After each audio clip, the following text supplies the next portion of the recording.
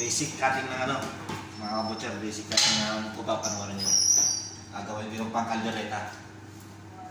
Pakita ko sa inyo kung paano ito separate yung parts na. Tingnan yung mga butcher.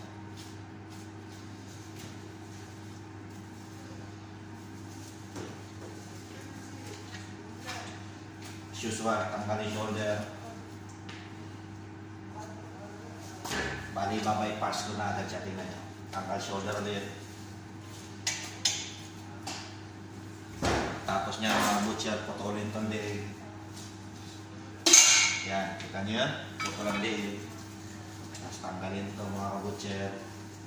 Tanggalin yan. Yan, kita nyo yan?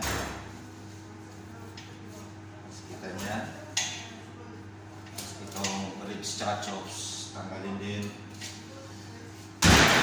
Tapos ito yung loin chops. Tanggalin ko muna itong leg niya.